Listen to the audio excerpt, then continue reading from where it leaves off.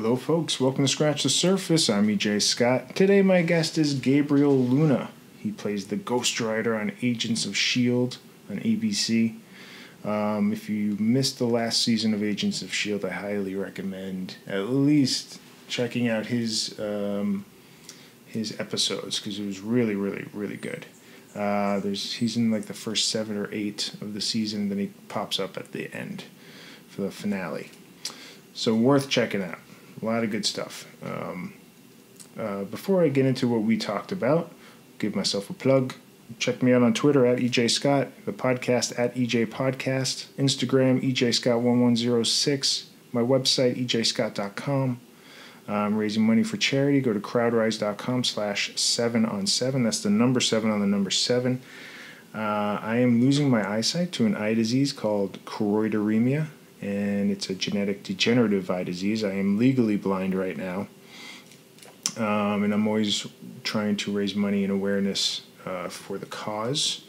And in 2012, I ran 12 marathons in 12 states in 1 year, all blindfolded, and I raised a bunch of money. And luckily, I was able to get a documentary made about it. A friend of mine, Ryan Suffern, directed and edited a really nice 30-minute documentary that you could find on iTunes, Amazon, or Google Play. And it's only like $2 or $3 to rent it or buy it. And it's well worth your time and money if you go check it out. I would really appreciate it, and maybe you'll be inspired to run a marathon. Or not. Either way. So there you go. Running blind. There you go. Okay, so Gabriel's a good dude, and when I heard that he was playing Ghost Rider, I immediately sought him out on Facebook and friended him and said, hey, I'm looking forward to seeing you play Ghost Rider.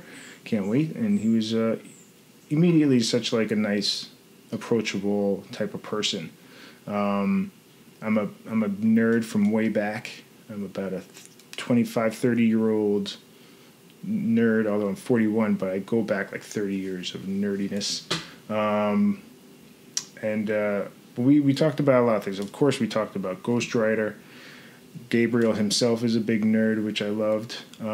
He's so excited to be playing the part. I wouldn't want any other person to play this part. But he had a really rough upbringing. His mom was a 15-year-old widow when he was born. His father died at the age of 20. And there's been a lot of loss in Gabriel's life, and we talk about that and what it was like growing up in Austin, Texas, in those circumstances, and also how he got into acting and how kind of his father influenced him getting into acting at like the age of 18, which is interesting story. We talk about a lot of stuff. And now the landscapers are here, so I think I should wrap it up and tell you to introduce my talk with Gabriel Luna from July 12, 2017. And hi, Gabriel. Hi, EJ. What's up, brother? How you doing? I'm great, dude. Good to see you. Good to see you. Thanks for being here. Of course. Thank you for inviting me. We ran into each other at the... a few times. Well, a few times, but the latest time was the Spider-Man premiere. Yeah, the Spidey premiere. That was Did the last you have time fun? we saw each other. Oh, I had a blast. I put in a call a couple days beforehand. I had forgotten that was coming up. Right. And I was I've been excited for that picture for quite some time. So I thought I'd put in a request, and they were really kind to oblige. Because, I had been looking forward to that one. Yeah. My wife was too, so we were both excited to see it. Oh, that's cool. Yeah. You're a big nerd. You walked into my house and were like looking at all my nerdy stuff. No, immediately walked by the Gremlin and just like had a flashback and the Gremlins 2 in New York. Right. Somebody mentioned that to me the other day. It's like Gremlins 2 was in New York, and I hadn't seen 2 in like a really long time. So I'm like, it was? I don't even remember. I have to rewatch that. 2's pretty good. 2's cool because there's all of these like weird little there's just so many more gremlins, Mm-hmm. and they each Bigger have and these badder. like personality, like even more acute personality traits. Yeah, and they really went over the top with the second one. Yeah, and then one of them like drinks this like brain potion and becomes like really becomes this, like a genius gremlin who like takes over a scene because they're at like a cable news building in New York and like takes over the cable news station and it's pretty. Well, I hear they're gonna make a third one. That's what I heard. Did you Take hear my that? money. Yeah, me too. And apparently it's not a reboot; it's a sequel. It's a sequel. That's what I heard. That's great. That's what I heard. Is Phoebe Cates gonna be in it? I hope so. I'm in. I love Phoebe Cates. So you've been a nerd like your whole life, just like me? Yeah, pretty much, man. I mean, I've been the perfect like combination of like, you know, student, nerd, and athlete. Get a little closer. Yeah. So just my whole life. Pretty much. What were you into growing up? I mean, I was, I was a voracious reader. I started reading when I was like, I believe I was 4 years old, about almost 5. My first book was Big Bird and Big Red Tomatoes. I remember this. It was my a aunt, classic. Yeah, my Aunt Janie, her boyfriend, actually sat down with me, and I remember learning to read in like a matter of like 20 minutes. And wow. I don't know how. He just explained the sounds to me, and for some reason it made sense. Huh. And you know, throughout my life, have found that I guess reading comprehension to be one of my superpowers. I guess. Oh yeah. So the throughout my life from day one, you know, picking up books was important, and then my brother got us into comics because we were both primarily athletes. Number one, I mean, we grew up in Texas, so you know, we're football guys, and so I guess I'd put it around. I might have been like 8 or 9, and my brother was probably 7, and that's when he started really collecting, like heavy collecting. But we would do the cards too. Yeah, trading cards. Because we started with mostly baseball, football cards, but then we started getting the Marvel cards and the Marvel swimsuit issue. Oh, sure, really amazing. I've been selling a lot of stuff. I just sold hundreds of trading cards. Oh man! And they're not really worth anything anymore, Right. So you have to sell them in bulk. Yeah. And I sold some of those swimsuit issue Marvel swimsuit issues. Those are great, man. Those are great. My favorite though has got to be, well, first of all, the She-Hulk they draw in there is pretty phenomenal. Yeah, pretty hot. And then, but also that you gotta get a big kick out of the Ghost Rider on the nude beach. Right. There's one like double panel of double page spread of Ghost Rider just like laid out, and it's just a full skeleton set ablaze on a beach. That's awesome. Cool, yeah. That's awesome. But yeah, no, man, just always love this stuff, and the fact that I find myself in league with, you know, Marvel as a company to help make a lot of it real is just pretty exciting. I mean, right? I mean, if you were that nerdy as a young boy, you're playing Ghost Rider now. That's got to be like surreal. It's crazy, yeah. You're hanging out with the Agents of S.H.I.E.L.D. Yeah, hanging out with the agents. Dem agents. Them agents. Yeah, that's a good group, those Dem agents. Yeah, they seem so. I've only met a couple of them, but very briefly. But when else did we run into each other? We New York? Premieres and stuff. And we ran into each other in New York. Probably Doctor Strange premiere. No, I missed that one. No, okay, so then... Guardians? Did you go to Guardians? No, I saw Guardians in Vegas. Like, I was there for a fight, and a buddy of mine got us tickets to go see Guardians, so I saw that there, so... and then the Spidey premiere. Spidey. We'll figure it out. Comic-Con. Oh, Comic-Con, yeah. Comic-Con, yeah, we ran into each other at Comic-Con. That's right. But I see pictures of you. You're doing all the cons.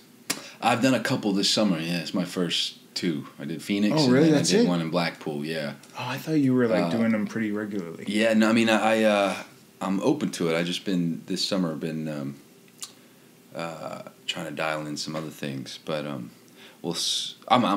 I've had such a blast, man. We went to this one in Blackpool, which was different.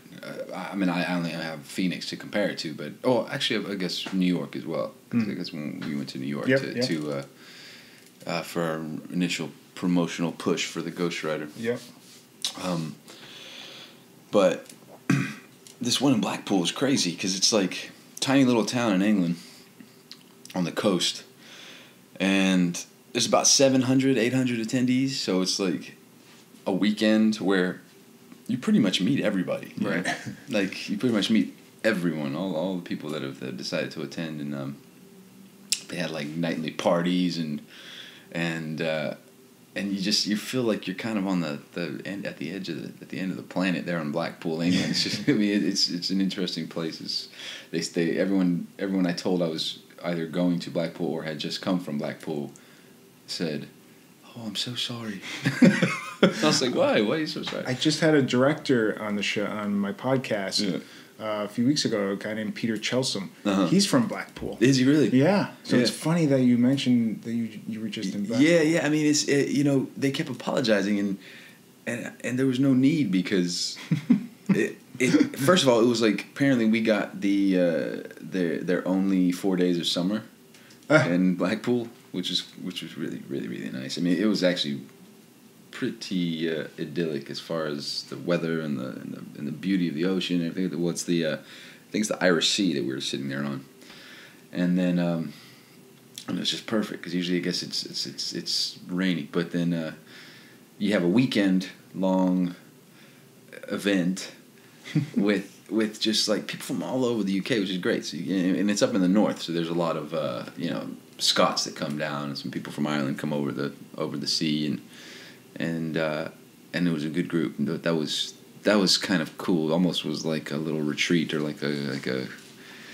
camp or something. It's like a geek camp. We were all there together. How many guests were there? Were there other people? Like about I think there was like 10 of us. It's like a smaller thing. It was cool. Anybody I'd know? It was me, Benny Wong, who's in town, by the way. Benedict Wong, he plays Wong in Doctor Strange. Oh, yeah. It was a bunch of us Shield kids. Me, Natalia, Brett Dalton, J. August Richards, who played Deathlock. Oh, yeah. He's also from Angel. And Liz and Lil Henstridge. Oh. Yeah, so it was us 5. And then on the Marvel side. And then as for the distinguished competition, Danielle from The Flash and... Hannah Baker. And who else was there? Willa also from The Flash. Or from Arrow. But yeah, it was a good... It was Reed was there too. Reed Richards? Yeah.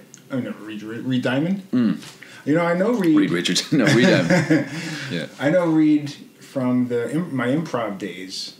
Oh, nice. He was an improviser at my theater that I went to. He was a really good improviser, but I haven't talked to him in a long time. It's nice to see him on... Yeah, he's what's he on now? On stuff. He just pops up in all that. Like, he was just in Feud. Dude, that guy is... He was in something else. He's got a lot of energy, man. Yeah. He knows how to rally a crowd. He's a pretty special dude. Yeah. First time I met him. But yeah, so that it was cool. It's like small thing, 10 guests, and then like 700 attendees, and as opposed to the Phoenix, which was a larger one, 60,000, 70,000. And but I've enjoyed them, man. I just enjoy going up and down Artist Alley because I love to draw. I always have. And people ask me if I wasn't an actor, what else, what I consider doing, and one of them has always been, what if to like a graphic artist do something along those lines? But I wanted to do that too. Yeah, I went to art school. Yeah, see, I didn't. Yeah, probably, but well, you went to. I was at St. Edward's University. Yeah, in Austin. Studied acting. And I did, yeah, on a acting scholarship, which I earned It's a really long story, long and winding. So I guess that's what we're here for, right? Sure. Yeah, I went to St. Edward's University on a scholarship. As I mentioned before, I guess this is the "How did you get into acting" story. It's a good one though. So I was, as I mentioned, I was primarily an athlete and a student. Like, that was my number one goal was because I was born to a 15-year-old widow. My mother was 15 when she had me. My father passed away 3 months before I was born. Yeah, I read that at the age of 20. Yep, and they had met in church and had come to be very close, and then there was news that I was coming, and so that was exciting, and for the family, and so. But growing up, my father passed 3 months before I was born, and Can I ask where he passed? it was an accident. It was just a freak accident. There was an old pecan tree in my grandmother's yard that before they were divorced, my grandpa always used to promise to go remove, and it was the decision of my father that day that he was going to go handle that job for my mother. And no one knows because no one was there to witness it, but from all the information that has been gathered, it is assumed that he was trying to remove a large limb from the tree before he felled the tree, so that it wouldn't. Because if he was to cut the tree down as it stood, there was a high likelihood that the branch would land on the roof and damage the roof. So they think that he was trying to remove that limb and was in the tree and fell from a high place. So that's just random. So he just fell off random, the tree? Just fell from a high place. Yeah, fell from the tree. I'm sorry. And the absolute randomness of things can, just make you kind of appreciate everything. But were your parents, were they dating? Yeah, they were together, living together. Oh, they were living together. They had been married. Yeah, they got married. They got married. Yep. With the Your permission. mom was 15. Yep, with the permission of course, my grandmother. Wow. And his parents. This is in Texas? This is in Texas. Yeah. Wow. Things are different in Texas. Yeah, I mean it's just the. Well, it's also I think it was just a matter of them having met in church and it being, I don't know, I'm not sure exactly what the circumstances were, but but I do know that my father became like extremely devoted to the church and had become like the youth minister, and went around telling stories about how he kind of straightened himself out and through his faith. And because did he get into trouble? No, he's just I think from what I know of him and have learned of him, just general hijinks, I guess, and just what kids do, probably smoking weed, doing whatever. Yeah, drinking, getting in fights. Right, exactly. And but yeah, so I have and I have all these stories of my father, and most of them come like post that transition or post meeting my mother and about to become a father, and they're all these shining stories of this like almost angelic kind of dude who's just very helpful and very kind and became a really devout Christian and all these things. But I always knew there had to be more of the story, and I always loved to learn more and more about my father, which brings us to, I guess, the back to the story. I grew up super strong student, super strong athlete to the point where I'm now in high school playing strong safety, captain of the team, scholarships offers to a few smaller D1 schools. New Mexico State, Alabama, Birmingham, a few other schools, and so I'm content to go, even though I had the grades to get me to a much better institution. I was content to go to either one of those places because they were going to pay my way, but with the request that I play football for them, which was going to be great because that's always what I wanted to do anyway, and which is silly, but it's what we all want to do when we're kids in Texas.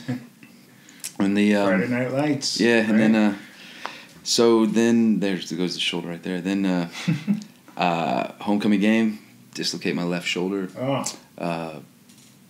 just get dumped by everyone who was offering the scholarships previous, and so I was like, all right, I was pretty upset, but I was content to just go on my backup plan, which was go to University of Texas, which is a pretty great backup plan. I had always wanted to go to UT and always wanted to be a Longhorn. If you grow up in Austin, that's what you want, and so I was just gonna go to business school. And I already had been accepted. I just needed to find the rest of the money, and which I started hitting the pavement, trying to get those grants pulled together, because I knew that my mom couldn't pay for it. If I was going to go to college, it had to be free. Right. And so I was just starting to do that, and meanwhile, I'm in a technical theater class to get my fine arts credit. I had always known that my father loved carpentry, so. He, when it came time to decide what I wanted to do to get my fine arts credit, while I love to draw, as I mentioned, and I love to sing and dance, those other things, I didn't want to do any of those things in front of other people. And of course, I didn't want anyone showing me or telling me how to do those things. So I was like, screw it, carpentry, it's great. I can build the sets for the actors and get my fine arts credit, and we're good. So we're in this class, and then the teacher has us read a play to help us learn what everyone's job is, the stage manager or the stage director. What was the play? Remember? The play we read that day, I don't remember. Okay, just curious. I don't remember what that play was, but apparently I did well enough so that the teacher came up to me afterwards and asked me if I would consider coming to try out for their play that afternoon. And I said no, of course, just because I was afraid at the time. And I made the excuse that I had to go with the coaches and help after school at practice, which was half true. I had been going after school to help the coaches because I was the captain of the team and helped to keep the guys in line, but it wasn't required by the coaches for me to do that. I told Mr. Sharp, I was like, I'm sorry, I have to go. The coaches need me. They asked me to come and help them after school and everything else. So I just gave him that excuse, went to practice, finished practice, went home, got a call from my grandma, my father's mother, who told me to come to the house because she had a bunch of items that belonged to my father that she wanted me to have. And I got really excited, went to the house, and there on the kitchen table was a box full of his things, trophies that he'd won, some yearbooks, and the yearbooks were great because I got to read about and learn about who he was through the eyes of his peers, in the back of the yearbooks. And you're named after him, too. I'm named after my father, yeah. I was going to... That's another funny story.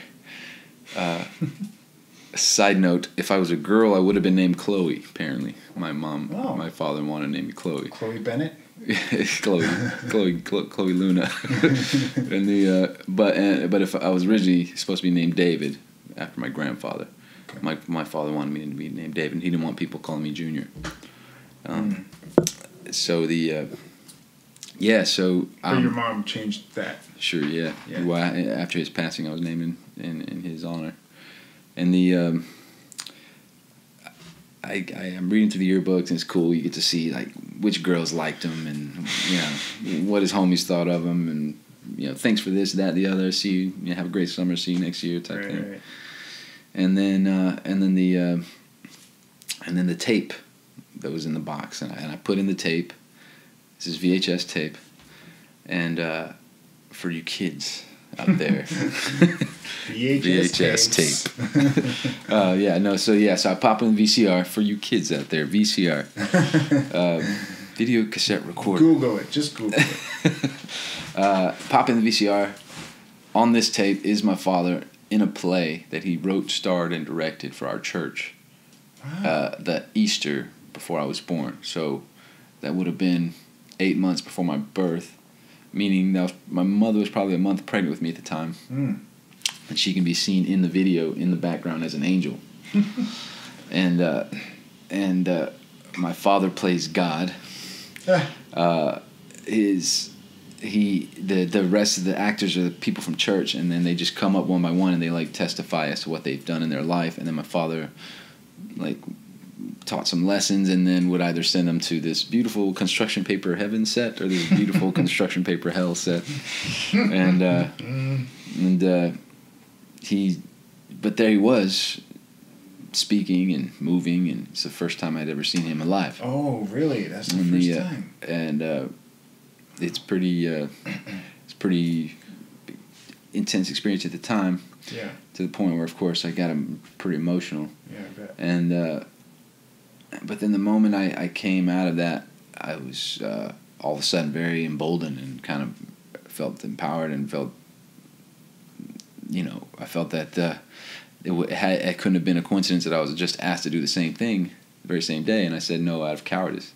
Mm-hmm. And now I just I just felt I had to. Mm-hmm. And so I went back the next day, went to Mr. Sharp, told him that I'd be coming back after school to try out for the play, and he's very excited.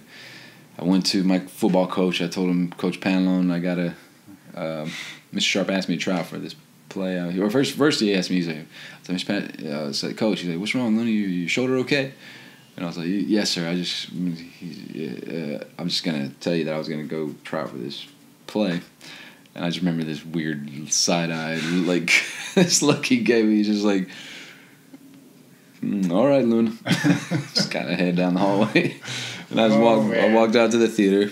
What a disappointment you are. I was hurt, there's nothing I can do, but yeah, he just thought it was just weird, I guess. And so I went to the audition. I sat in the corner, had my Letterman's jacket on, just the shy jock guy, not saying anything in the corner, looking around the room and noting that the girls in the theater class were pretty girls. I mean, much prettier than some of the dancers and cheerleaders. And my girlfriend was a cheerleader, and she's lovely, obviously. But I did note that and everyone had a sense of they had more of an adult kind of feel to them. Adult in the sense that they knew who they were. You know what I mean? Right. As individuals, and they were confident who they were as people. At least they seemed that way. And they seemed that way. And then, but that's what and it was interesting. It's just, I was friends with pretty much everyone around school, different types of people, but... Did you not feel the same way? What's that? Comfortable with yourself? Not necessarily. I was a pretty introverted person growing up. I mean, as I got to that point, junior, senior year, I was a gregarious person to the point where I could get along with anyone. Potheads out at Garrison Park behind the school, the band kids, the dancers, the football players, basketball, whoever. So we were all good. I was in student council, I was in National Honor Society, all these different things. So I had pretty much all of the bases covered in high school. But still, speaking in public was something that didn't really care to do. Seems intimidating. Yeah, and I did it out of necessity every now and again, but it wasn't something that I thought that I'd make a living doing. But so I went to this audition. He hands me the scene. The scene is a scene between the lead character and an old lady standing in front of 3 unmarked graves. He's asking her which one belongs to his father. And because in the play his father wasn't a very important man, he was buried in this unmarked grave. And I remember just having this moment of this epiphany. Not epiphany, but it's essentially how I do this job to this day, which is because I read the scene and I thought to myself, I know what this feels like. I've done that before. I've stood at my father's grave. I know exactly what this feels like. So when I did it, it felt very easy. You're already using sense memory. I guess so, yeah. You didn't even know it. Not really. Not yeah, exactly that. Since not even really. And it's funny because I would, as the story continues, I ended up getting the play. The young woman who played my wife, her mother was Melba Martinez at St. Edward's University, and when she came and saw the play, first of all, it was a one-act competition. So it's in Texas we have competitive everything. So it's like a district competition, just like we have district playoffs. Full contact plays, play competitions. Exactly. So, and I think I think my football background helped us because I just kind of brought a competitive edge with me to the group, and then they brought, they helped me kind of come out of my own shell, and we kind of helped each other in that way, and we won. We won the thing first time. That gives 19 Friday years. Night Lights a whole new meaning, really. Yeah, exactly. So you won. You won the competition. We won the competition. Wow. A young lady who plays my wife, her mother comes up and asked me if my mother was in attendance, and I said yes, and she asked me to call her over, and I did. And she tells my mother, I was very impressed with your son's performance. I just want to tell you that we're having this audition weekend at St. Edward's University next week. If he attends, I can guarantee you that he will be admitted to our school and we won't pay a dime. What? Just off of that? Just off, like, right off the top. And Dude, then, what? And I just, like, I still kind of get goose skin thinking about it. But immediately, my mom was super excited. We went home. I told her I would do it. I went to the school. $75,000 scholarship to St. Edward's University. I had to be an actor, which I didn't know too much about, but I figured that's what college is for. Yeah. And but to this day, I've never learned more. I learned a lot of things in college. I'm not going to say that I didn't, but nothing that has ever superseded or been more valuable to me than that first thought that I had as a young man who's never acted before, handed this scene. I know what that is. I know what that feels like. I can do this. I know what that feels like. And I've been here before. So I just feel like, of course, I can't set my head on fire. So it doesn't really apply for this character. But in many of the things that I've done in the past, I just always thought that, okay, if I just go out, fully encounter everyone I meet, have full experiences, travel the world, eat and learn and do whatever, just try to absorb as much as I can. Then when it comes down to it, when I get there on the day, I'll know, and then and it makes me feel more confident in my performance, and also because it's funny, man. It's just like one of my biggest fears is just being a fraud. It's just like, which is funny because considering the work we do, but. What do you mean like being a fraud? Well, just I just don't like to. I want to be. Because this is not like this acting wasn't really part of my life, or the arts really were not a big part of my life growing up. You didn't do it as a kid. You didn't do it in high school. You didn't. No, so it's just my approach to it a lot of times takes on different forms. Sometimes there's a really there's like almost like a football player's discipline to the approach, and then. But in many ways, it's like I want to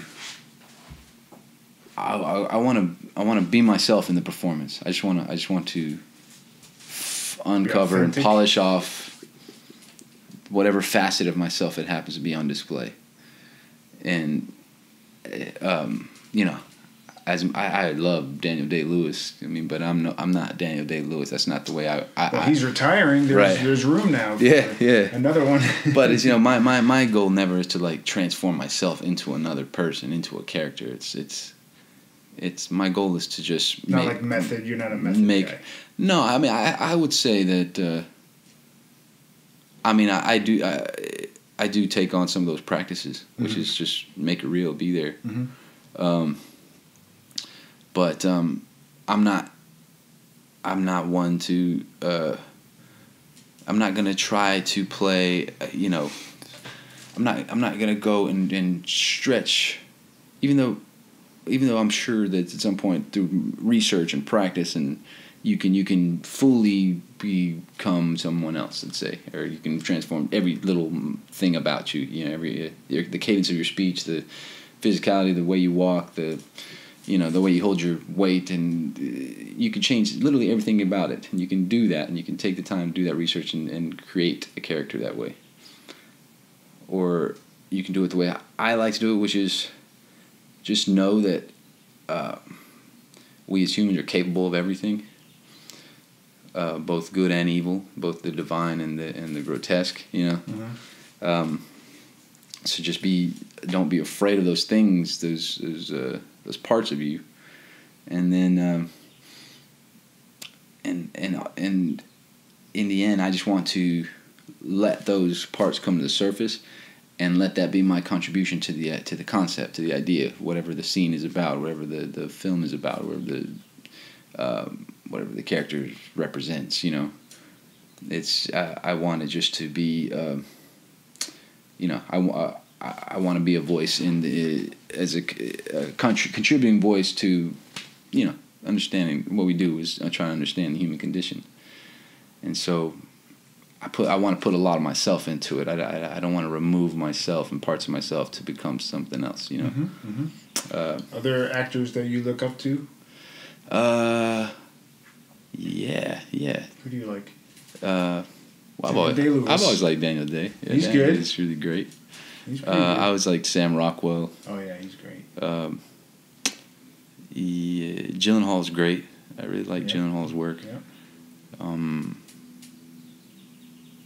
Yeah, like shoot.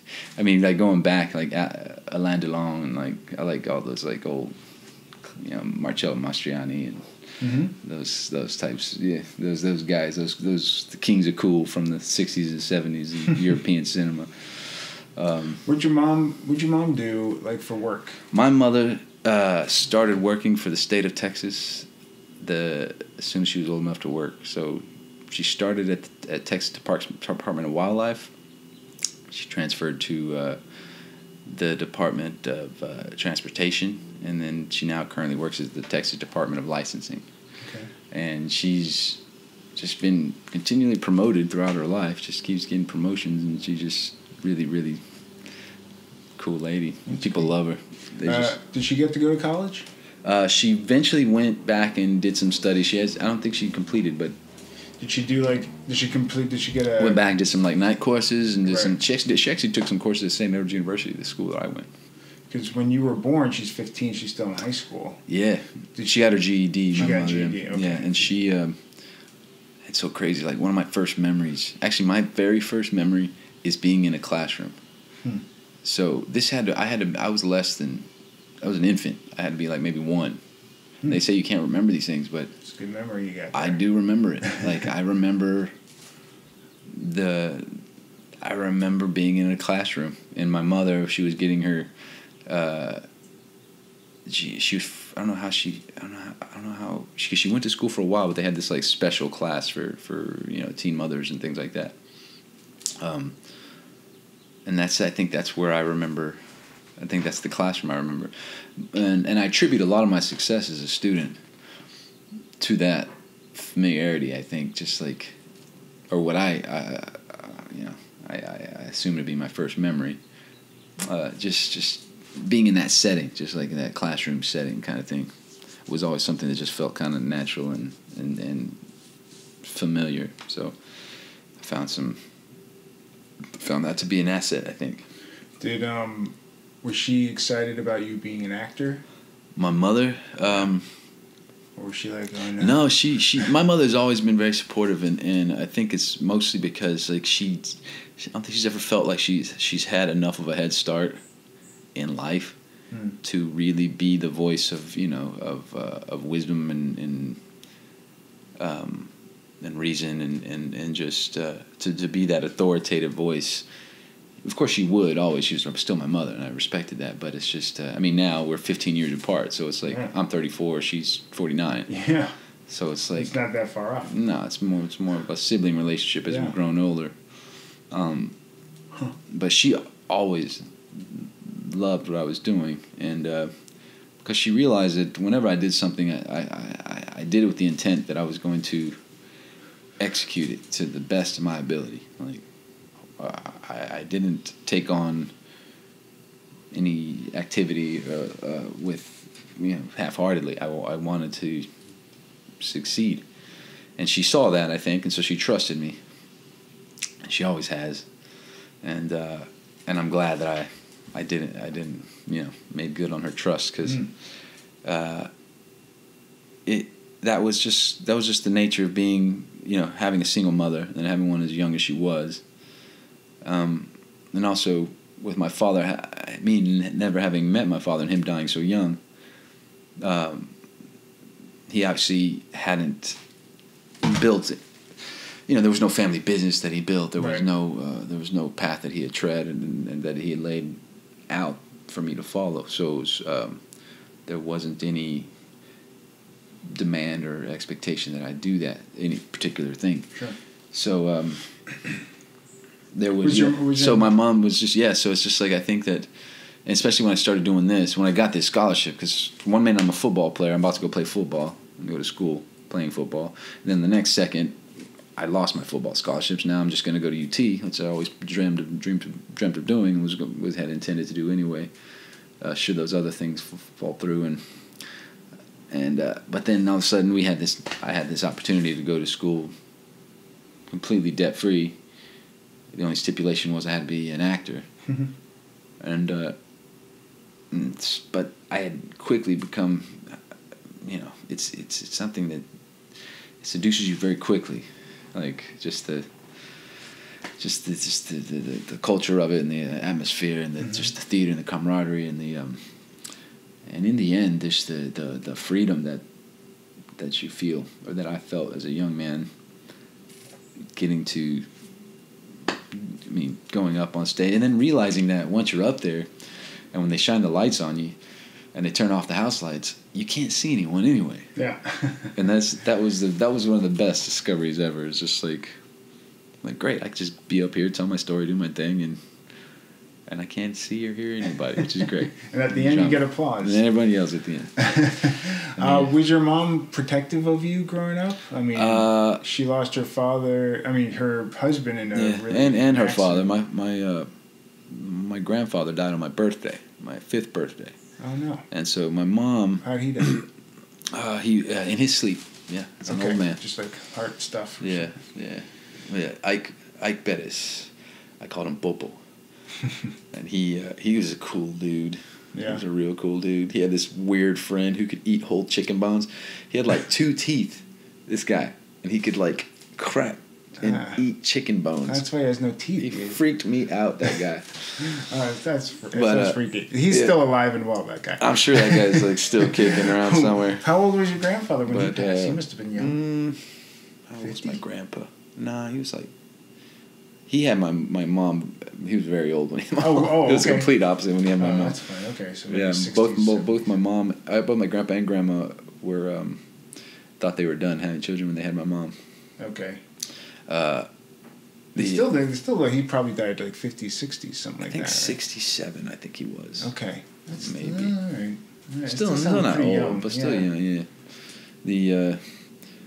And so, but she was never really overly protective because me and my brother were kind of rough and tumble kind of kids. And your brother, how old's he? And she put me in tackle football when I was 6 years old because she asked me, she's like, "You want to play flag or tackle?" And I was like, "I want to play tackle." She's like, "All right." Oh boy. And I quickly realized that I had a skill for the game. You seem to take to things pretty easily. I had an aggressive... What's that? You seem to take to things pretty easily. Yeah. That's a pattern that I'm recognizing in what you're saying. Yeah. You're like, I tried this once and I took to it. I tried this and I took to it. Yeah, I think maybe so. You're a quick learner.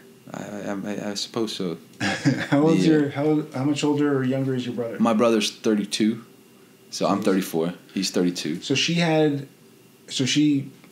got remarried. Yeah, somebody else. Yeah, my brother's father, and then they were divorced when I was 7, I believe. My brother was 5. I might have been 6 or 7. Yeah, and then I have a little sister who was born years later. Okay. Sister Megan. Is your mom married now? No, she is not presently married. I just renovated our house back in Austin, my old family home. And she lives there. She's dating. I'm sure she. Yeah. She's actually. You know what? She is dating right now. She is? A lawyer, old high school friend of hers. Actually. Oh, that's funny. Yeah. Actually, he was one of my. He was an assistant coach on a Pop Warner football team I was on once. Like when I was like, I'd have been like 10 or 11 back in the day. That's fun. So you know. So I know him. He's okay. Yeah, he's all right, dude. But my mom, she wasn't overly protective, and she was very supportive, and mostly because she didn't have the platform to really say anything. But she always trusted, she trusted me because I used her situation as a cautionary tale, and I was very careful about everything, I wanted to make sure that I went to college. I wanted to make sure that, I did well in school and did well in football, basketball, anything I got involved in. Just because I saw that my mom, while she loved us and she did very well, she just, it was tough. She was, think about it. She would be, around this time, when I'm talking about all this, or that I'm doing all this, when I'm doing this show as a senior in high school, my mother would have been my age, right now. She's 34 years old. I'm 41. I can't imagine having a 26-year-old son or daughter. That's crazy. Yeah, it's so. Wow, that's gotta be so scary. How many siblings did your mom have? She had 3 sisters. She had 3 sisters. My eldest aunt Lily passed in 2012, and then natural causes. No, just pancreatic cancer. Yeah. And then my Aunt Janie passed in a car accident many years ago. So my mom was 4 sisters, but now it's just my mom and my Aunt Helen. Jeez. And your mom's really endured a lot of loss. Man, sounds like. Yeah. It's that's so it goes. But she's a strong lady. It sounds like. She must be. She must be. Does she hold herself together well? Like when all this stuff happens, do you see her? Yeah. I think the women in my family are very strong. Yeah. There's a lot of them, and they bind together in those times. And you're married yourself. I am. In 2011? 2011, yes. How long were January, you guys together? February 20th. We were together almost 2 years before we got married. That's a lifetime in your family. Yeah. Exactly. I was joking. No, it's true. It's true, man. Was she the first person you ever considered marrying? Her name is Sma. Yeah. It's short for Smaranda. Smaranda. Yeah, it's a Romanian name. Family's from Bucharest, Romania. She's from Bucharest, Romania. Yeah. And I met her when she was getting her master's degree at the University of Texas. Oh. In Austin. And I had a theater company there, and we hired her. And this is the story. This is the way I always tell the story. But we hired her to play my nemesis, and apparently she took a liking to the part. I bet. Yeah. Clearly. Was it love at first sight? More or less. No, not. I've never been like love at first sight kind of person. Yeah. I just.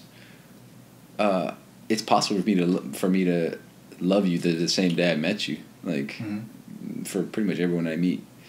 But it's just, it's like, it's something, it always feels like it's something that just, it's supposed to be bigger the next day. It's supposed to be bigger the next day and the next day. That's why I kind of feel about it. So it's just like,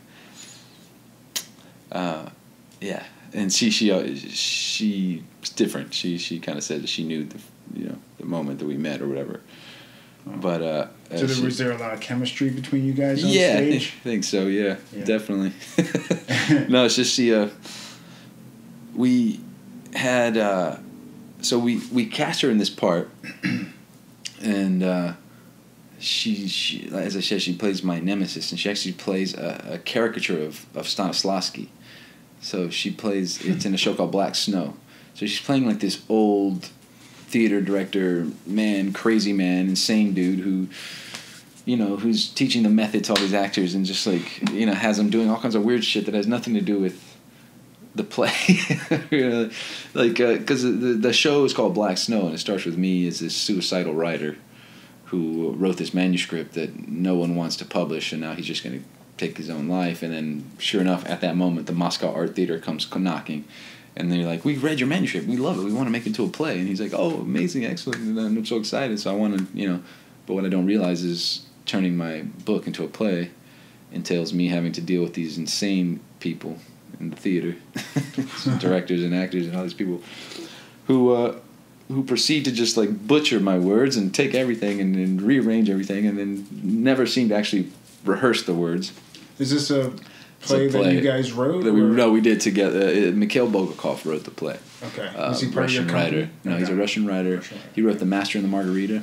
Okay. And we originally had started the process because our whole thing was like original works and rarely performed works. My company was called Paper Chairs. And we originally had started writing a different play based on our artistic director, my good friend, my brother, I love him, Dustin Wills, and his time in Rome that he spent. So we were going to write this show about this Roman piazza, and then it was going well, but then we were doing a lot of creative writing amongst ourselves, and we were trying to piece together this show, but then as time kept creeping on, we realized that we were under the gun, and we might not be able to finish this show in time to actually get it properly rehearsed and put it up. So then we pivoted and went and found this show, Black Snow, which was rarely produced show, and it was like this farce that has like 57 characters that we did with like 9 actors. Huge. Oh my god, that's a lot. Yeah. So I played the lead. And Small played the antagonist. Did you just play one character? I played one character. Oh, you got it easy. Small played one character, and then our castmates played the other 55. Oh my god. And it's pretty. It's still to this day is considered one of the best shows ever put together. It's like 7 or 8 characters a piece for those guys. They were amazing. Wow. Every single one of them, and so on a nightly basis, Sma would just like she gets carried in at the end of Act 1, and like just from that moment on, she just starts inhaling the scenery around her and just just killing every night. Just has people just rolling on the floor laughing, and then the second act starts with my back to the audience for 12 minutes, and her just slaying, you know. And I think it was that, like every night, just watching her in her element be as incredible as she was. That just kind of, the love, of course, would just build and build, and the attraction continues to build. And it's so weird because she's playing an old man. but every night after she's back in her beautiful female form, it's just like, man, just how did she do that?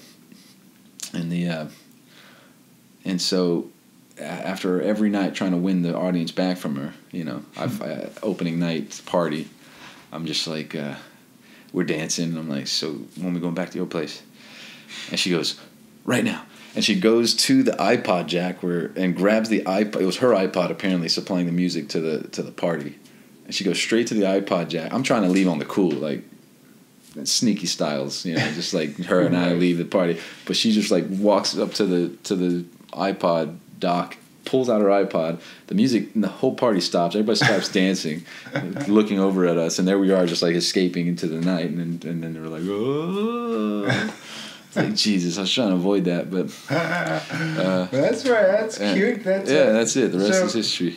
So how many? That was the last performance that happened. That was opening night. That was opening night. So you had to watch her. You guys were together. Yeah. Well, and right about that time, we had also just been cast in another play that we were going to start as soon as we wrapped that one, where she would play Helen of Troy, and it was Orestes. It was a Greek tragedy, which was not as well received as our Black Snow show, which is still, like I said, considered to be one of the best shows done in Austin in the last 20 years. Still a good play, but this other one was but we had, I knew that I was going to be spending a lot more time with this girl. I knew that I liked her, and while I had tried to keep it professional throughout that first show all the way through up to open night, I just like, man, we're going to be spending a lot of time together, so it's, might as well just get this thing going. So that was 2009? That was 2009, yeah. You guys were... Married in 2011, and it's been 6.5 years. Wow, congratulations. Yeah, thanks, man. How'd you propose? Was it a plan? Oh, no, it wasn't anything special. It's just like, you want to do this? Yeah. And then she grabbed her iPod and... I flew her, yeah. We flew her to...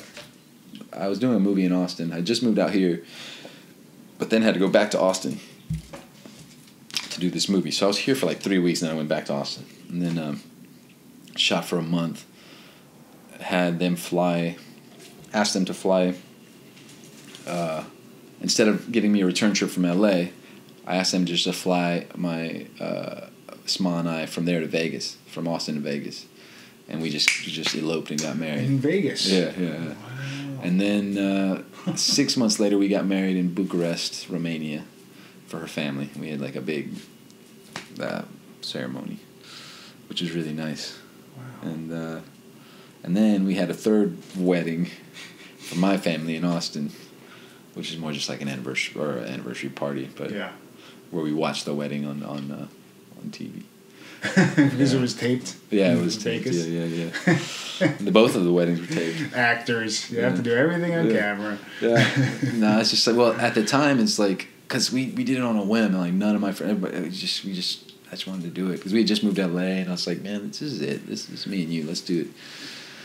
And so. And she was game. Yeah, she was game, and I had won $600. We were in Vegas, so I got the major package to where they like stream it online and they do all this other stuff. So like, actually, she had like family. We had people all over the world. You know, her family actually watched it. Oh wow, that's overseas. Cool. Yeah, but then they got to, of course, attend the actual big, and they're so kind. They put together this like beautiful ceremony at the house, out in the yard. Do you redo vows and stuff like that too? Yeah, we did. We did.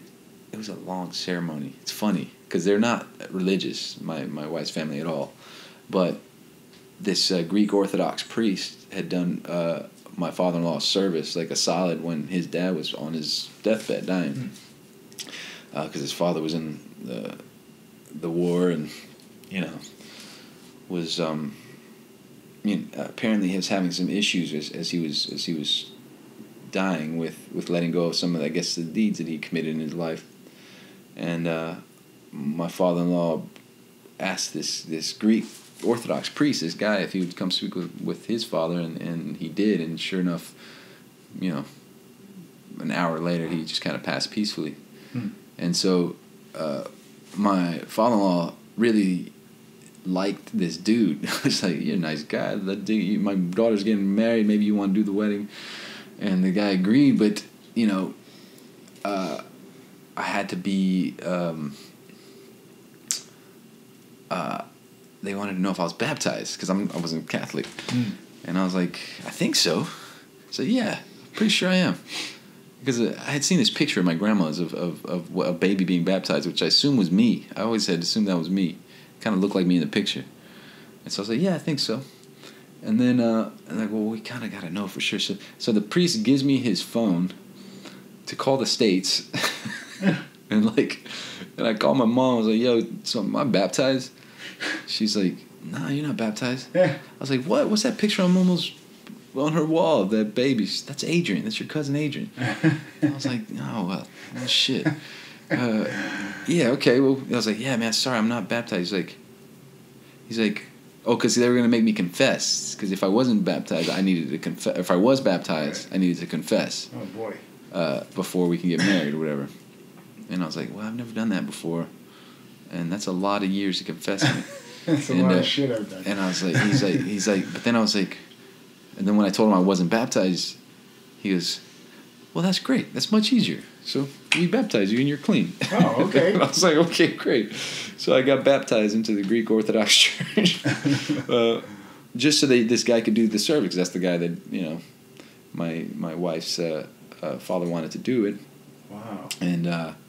And I was the purest man in Bucharest for like 14 hours. It was awesome. It was actually an interesting experience. But yeah, so then we had this really, really nice wedding, and it was a long one. It was, because those Orthodox weddings, it was like over 2 hours of service. Oh wow! Which was that's a lot. Insane. Yeah, I went to church every week growing up. Yeah. And just even the hour every week Yeah, seemed like a long time, right? Yeah, me too. And sometimes going to weddings that are in churches and that have masses that are an hour, those seem like forever. For like my cousins, like because they all got married like classic Catholic marriages, and we didn't grow up Catholic. We just non-denominational, I think, kind of church. And as I grew older, I just kind of had my own beliefs. But but yeah, like my cousin Lily got married. Dude, her wedding was long. It's like, jeez. Wrap it up. But ours was super long too. The one we had in Bucharest. Like, I mean, it was just like, wow. But they know how to party. Yeah. In Bucharest, Romania, we had a great time. I mean, we bought like dozens of liters of wine, like this homemade wine they made in the region, and just tons and tons of beer, and like there was a neighbor who handled like the barbecue, and there's another neighbor who brought all these like potted flowers to decorate the yard, and it was just like the whole neighborhood was involved, which was really cool. And because they used to live in the city, but her dad built a house outside in the kind of the suburban area of Bucharest. And so that little town that they live in, they're just all friends, and they just kind of all came together, which was kind of cool.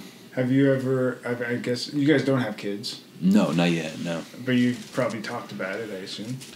Yeah, I mean, she doesn't like me to press the issue, but yeah, of course. She. She's younger. I mean, I'm yeah, she's younger.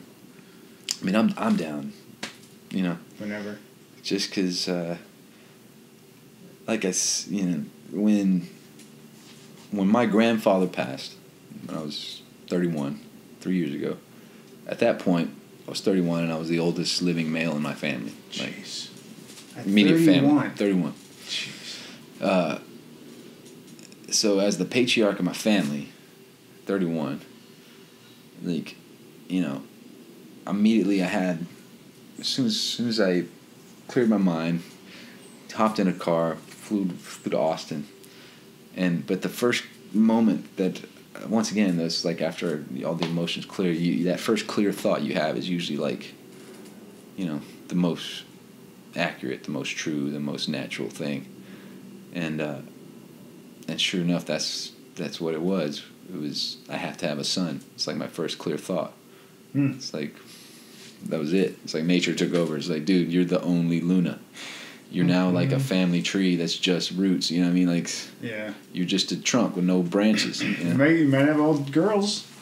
That's true. That's true. You could have all girls. That's true. They're gonna keep their maiden name. Yeah, I know of people that have like tried to have boys and they had like 4 girls. Yeah, it's possible. Well, I mean, so on my dad's side they were all boys. Okay.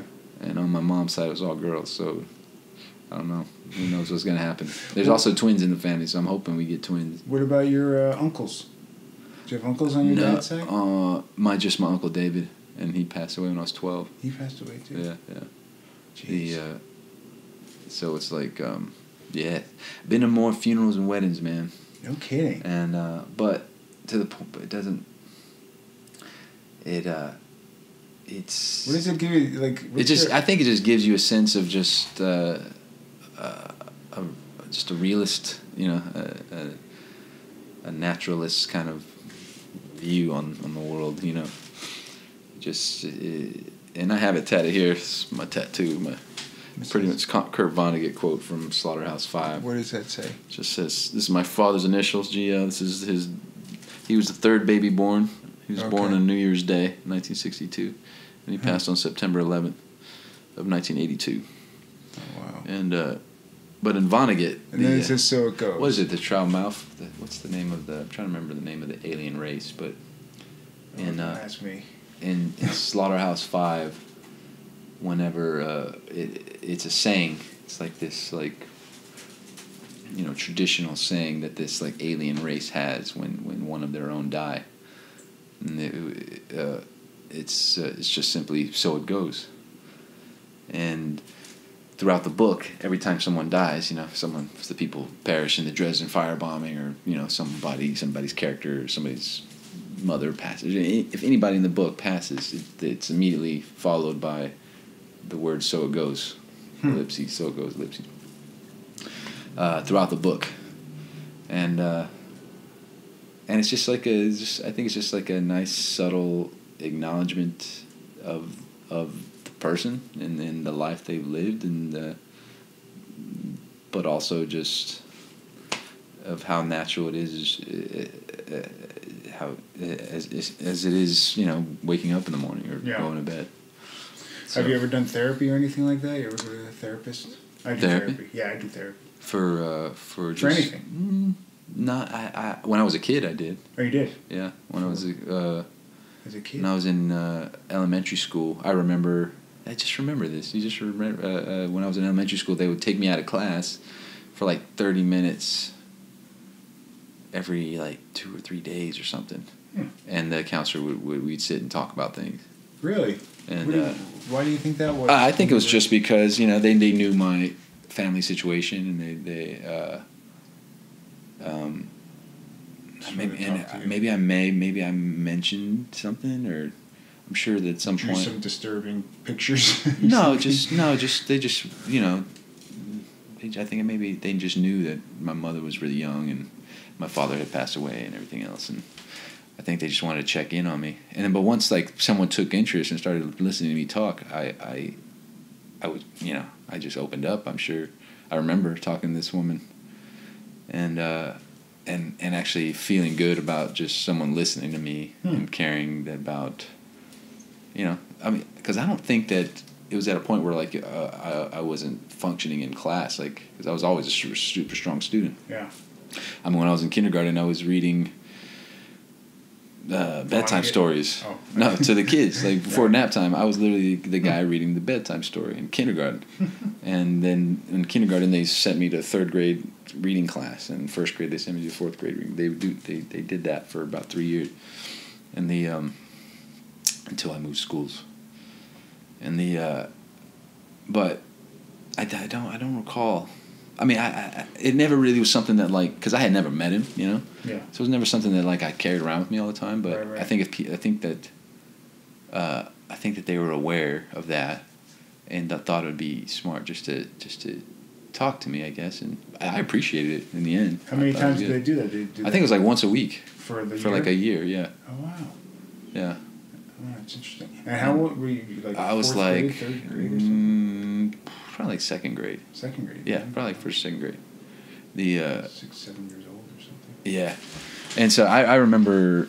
So I remember that, and that was good though. It felt good to have somebody. You haven't gone since. No, I haven't. I talked openly about anybody who asks about, I guess, my family. But yeah. Go ahead. No, go ahead. I was going to ask, when you turned 20, did you have thoughts of like, well, this is my dad's age? And yeah. Did that affect that year? The way I think about it, at that point, when I had passed the age my father was, I had this kind of romantic idea, and I still keep it, because I think it's possible. It's like, so everything at this point now is basically, so since he passed before I was born, it's possible that, and I believe in the energy of the spirit, whatever it is, I just believe in that. Once these bodies, these cages of your spirit is allowed to break from these restraints, then obviously the energy can move freely and be where it wants to be. Now, if that's the case, and my father passed, many years before I was born, or many years before I turned 20, the way I always thought about it is like, look, it's possible that part of that energy, part of that spirit is housed in me. Now, if I live my life extremely well and have an exciting, fulfilling life, because I'm of the mind that both heaven and hell are present on earth. Like, there are people living in hell on earth right now. I mean, that's just a fact. And there are some people who are living an existence that's bordering on heavenly, Mm-hmm. And they both exist in the here and now. And so what if I live my life well enough, and my father is in fact experiencing the things I'm experiencing along with me, it's possible for me to make his afterlife heaven. You know what I'm saying? Mm-hmm. So, and once I started thinking that way, and when I was past the age of 20, it's like now I'm living out. I can live out my father's afterlife and make it heaven if he is experiencing these things with me, watching this, seeing this, feeling these things I'm feeling, experience. Going the places I'm going, and to this point, it feels like, I think that mindset has helped make a lot of this possible. A lot of this stuff that we're doing now. This is the place I find myself in my career with the job I happen to be doing now, which I have a great love for. I like to attribute a lot of these events that transpired to just having that mindset of, if you do it right, you can make it heaven. You can make it a heaven. That's sweet. Yeah. Does that also do you put pressure on yourself that way too? Possibly, but I feel like there's you got to have pressure. Yeah. It's good. Motivation, yeah. And I think, and also it's just like, you have you have requirements of yourself, Yeah. And there's I think it strengthens your constitution. It's to, just how I operate specifically, and what actions I take, and how that affects the people around me, and what what am I doing to contribute to the environment around me? And are those contributions part of an effort to make it make it great, make it a positive experience, make it good work, make whatever, And I feel that those contributions and that that positive creative energy is what we're here for, and is what will take the form of this life, fulfilling life or this fulfilling life / afterlife that I want to create for myself and for my guardians. Yeah, call them my guardians. Got all my dad, both my grandfathers, my dad, and my dog tags. Dog tags with these little angel wings on them. Is that your dad's dog? No, this is just a silver. I found this. Yeah. Oh, you found it. And that was your grandfather's, you said? This is my grandpa right here. 12/10/13. 9/11/82. My dad. 12/5/87. My grandpa.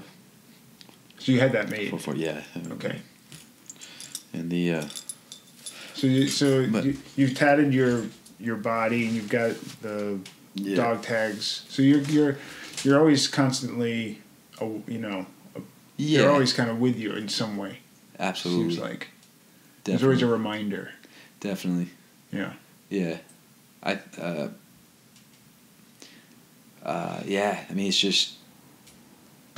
I don't know if it's a protection against the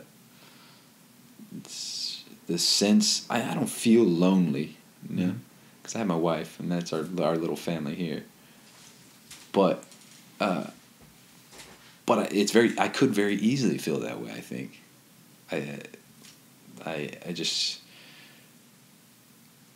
because there's not I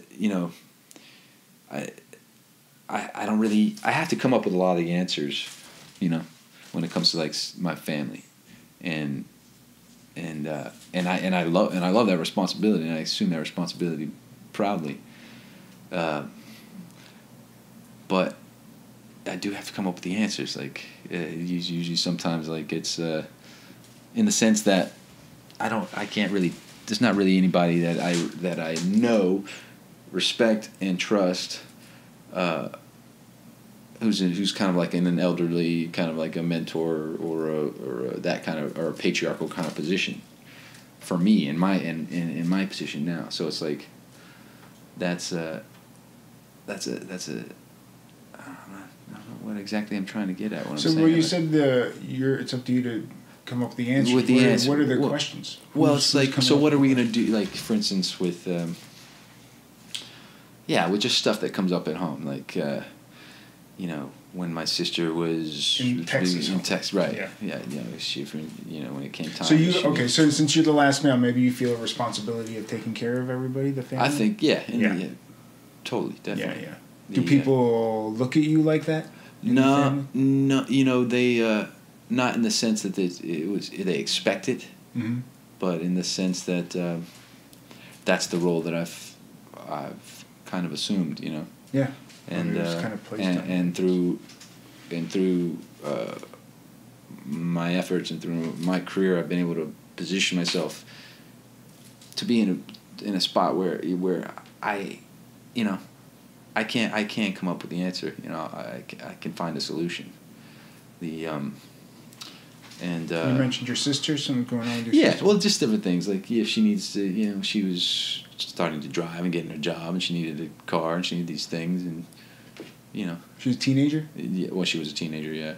How old is she now? And she's 22 now. She's 22. Okay. So this was like 3-4 years ago. So did you have to help her with college? Just and help things her, like that? but pay for some of her school. I was disappointed when she stopped going to her Japanese class. Did she graduate? No, she just pieced together some credits and stuff. She never went to university, but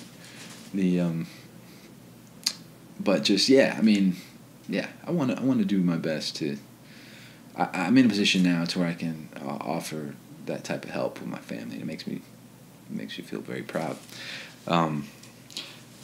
But so at the same time, it's like, I guess that's why I keep these like remembrances and these just being aware of the people who were around me and came before me. I think that I've had a lot of experiences where it just there's just feels like there's evidence, at least to me, that the energy is present, the energy of that person, or the spirit of that person. My grandfather, for instance, is present. I don't know how to explain it, or whether or not I even really need to. I just know it to be the case, just because of just a feeling that I have. Yeah. For instance, when my grandfather passed in December 10th, 2013. I went home as the sole surviving heir and his own, the only son of his son. My Uncle David had no children. I was the only. I had to go back and buy the box and do the funeral and set everything up and settle my grandfather's last affairs. And I just remember feeling like. I just remember feeling like I was going to go home and I was going to be depleted, I just felt like, it was kind of like a world-ending moment for them, because I loved him a lot. I loved my grandfather. And went home, and my family was great, and all my friends, who I consider my brothers, were great, and they ended up coming back to L.A. feeling a lot more replenished and revived than I knew I would, after having lost someone so important to me. But there was this weird feeling of closeness, of just like of proximity between me and him. All of a sudden, the distance had shrunk. We were 1,600 miles away. I'm in L.A., he's in Austin, and I was talking to him 2-3 times a week, but I never felt him the way I felt him after he passed. Like I just felt like he was seeing it. He just felt like he was aware of everything.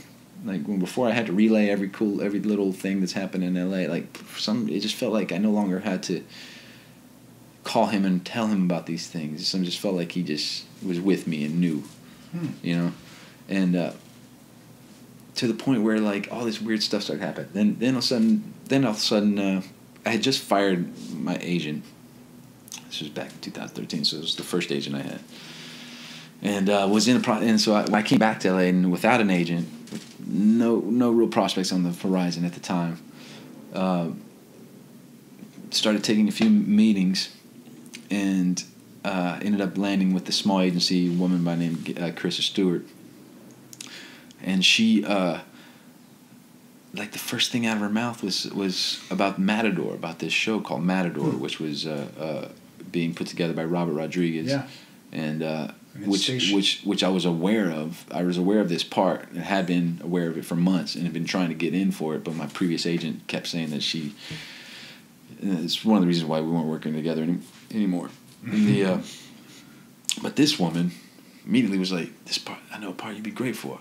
It's and then she said it was this Matador show. I was like, man, it's just so crazy that she said it in that moment, because that's something that was one of the reasons why, as I said, we parted with the other one. And then and sure enough, she gets me in for this. We decided to work together. She gets me in for this audition. The part is it's as if it was. I mean, it was me. There was no other person who could play it. I just knew it. It's like somebody snuck into my subconscious and pulled together all these weird little things and wrote this part. It's just like, it had everything. And so I'm going through this process. I go through a month-long auditioning process for this thing.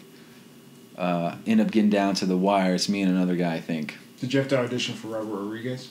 This is actually the point where I met Robert. He flew to LA to meet with us. I guess there's another guy he was meeting too. And it was interesting because he saw my tape and showed it to his family.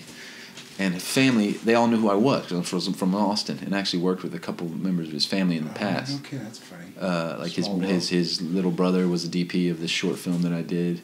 Is Robert from Texas? He's from San Antonio, yeah. He went to UT, and he's based in Austin. And it's like, I've always, it's funny, because we're sitting there at the Four Seasons. It's February 19th. It's my grandfather's birthday. And I tell Robert the story about my grandpa, because my grandpa used to keep a scrapbook of all of the like film stuff that was happening in Austin. Usually it'd be about Richard Linklater or about Robert or somebody or Wes Anderson, whoever's people, UT grads doing film stuff, whoever's in Austin doing film stuff. Your grandfather did that. Yeah, he used to cut out the scrap from the art, because he knew I was an actor when I started. So he did it for you? Yeah, just to show me when I would visit him every week. Wow. So I'd come by and visit him every week, and he just like if he found something that was cool, he'd show. He's like, look, and it was mostly Robert stuff. Robert Rodriguez, right. Mexican American director from Austin, doing big things, and he's like, Gabe, this is the guy, man. This is the guy you need to work with. And I told him, I was like, yeah, just gotta try to line up some things first. And it's so funny, man. This is like. It's like 10, 12 years ago. He's saying these things. I'm like early 20s. Yeah. And he kept that book, and there I am, 3.5 years ago, Four Seasons with Robert Rodriguez, telling him this story about this scrapbook that my grandfather used to put together, and now I'm here sitting in front of him talking about being the lead in this show, and a couple iced teas, and it was just... That was it? That was it, but it was just like... The sense that my grandfather was there it was not lost on me, the fact that, like... It just felt like he was... it just definitely felt like he was there with me, experiencing it. Part of this kind of heavenly moment that I was having in my life. Well, was that a good experience working on Matador? Oh yeah. I mean, that was like the first true test of whether, I could do this, but on the larger scale, and to be the lead of the program, one of the first programs on El Rey, and its inaugural year. There was 2. It was From Dusk Till Dawn, the series, and Matador. I'm sorry, I missed Matador. Yeah. It came on it premiered in July, so it was the second to come on, and it's on Hulu right now. Okay, if you I'll have check Hulu, it out. yeah. Now that I know you. Exclusively on Hulu, yeah. Okay, cool. I'm sorry, it only lasted a year. No, yeah, it got renewed, and then it got pulled. Okay. Yeah. It got renewed, and then it got pulled after we had a bunch of weird stuff happen. Well, if it had gotten if you had done a second season, you probably wouldn't have been Ghost Rider. No, that's true. Right. Had we done a second season, I've there would have been a lot of things. Hey, Tim. It's realistic possibility. Yeah, that would have taken a different course. With Ghost Rider, I just rewatched some of your scenes from the first couple episodes that you did last season. I was hoping you were in the whole season.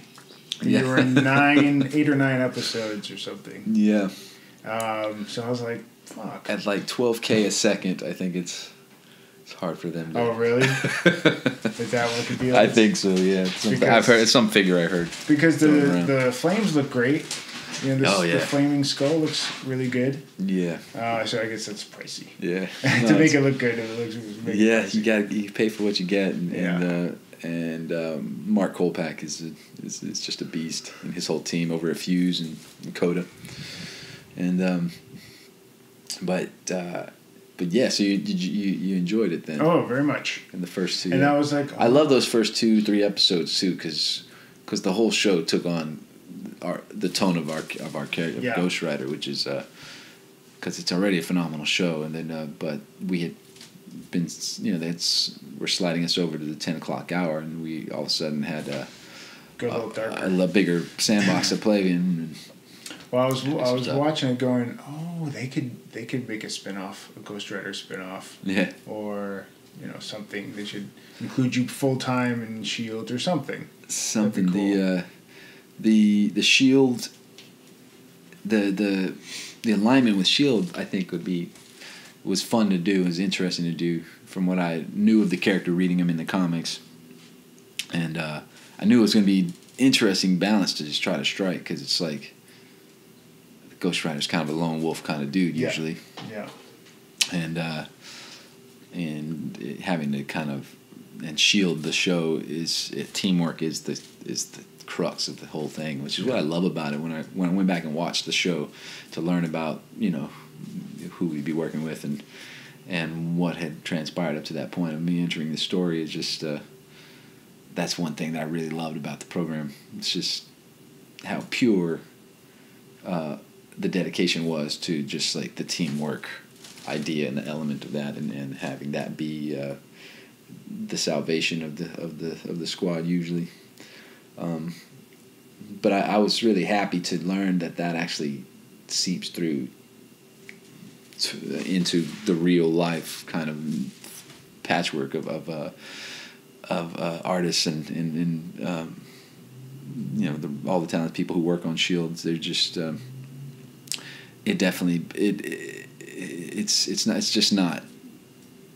it's not like a silly motto or something that they it's definitely it's part of the structure of how the company. I mean, I think it's the company. I think it's Marvel as a whole, actually, as a company.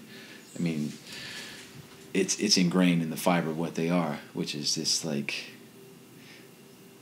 family, team, just organized for the common pursuit, and just like, and usually our common pursuit is always just some really wacky, cool, exciting idea or stunt or character, so it's a privilege to work for them with that many with the enthusiasm they show and the true essence of team that they have and family. It's really cool. Was there any I mean, all the way to us sitting here together. We're part of the extended family, but we come together and we just Well, I was enjoy telling it. Deborah earlier, I was like, man, it'd be cool if Ghost Rider was on Daredevil. Yeah. He just popped up there. It'd be so cool. Yeah, dude. And it's funny, when I was doing research, my girlfriend's name is Deborah Ann, and that's your mom's name. That's my mother's name. Yeah. Isn't that funny? They spell it the same way Spelled too. the same way. Mm-hmm.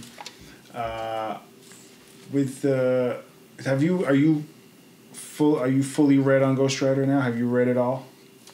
I think Pretty much. What the all new Ghost Rider or just All the entire your- canon? all the canon. I'm not all the way read up. No. Okay. I probably have missed probably a pretty sizable chunk of like 83 to 88 maybe. Okay. I have read a lot of like 89 to like 93. Uh huh. That's like in my heyday. Me like, too. Yeah. Me too. And then With Johnny Blaze and stuff. and then a bunch of the like Spirits of Vengeance storyline. Mm-hmm. Yep. And some of that like what is it, that Punisher, Wolverine, Ghost Rider, Hearts of Darkness storyline. Okay. The Heart of Darkness, that one's really good. That's the one where they go to they fight Blackheart. Yeah. What about when the Ghost Rider became part of the new Fantastic Four? Oh Remember that one? yeah. The What If.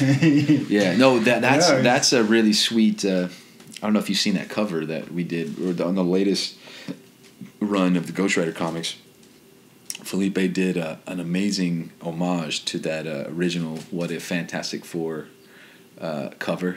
Okay. With Ghost Rider, Wolverine, the Hulk, and Spider-Man. Yeah.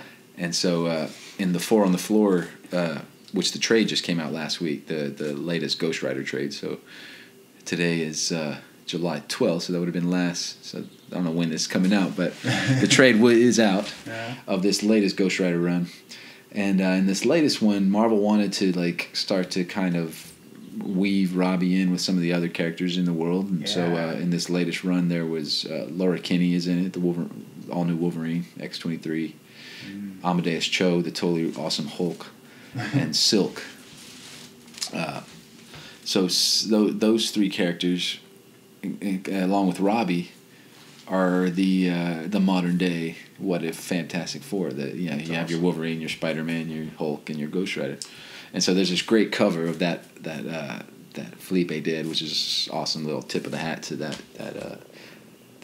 What If Fantastic Four team, and it's cool. It's one of my favorite things Felipe has drawn.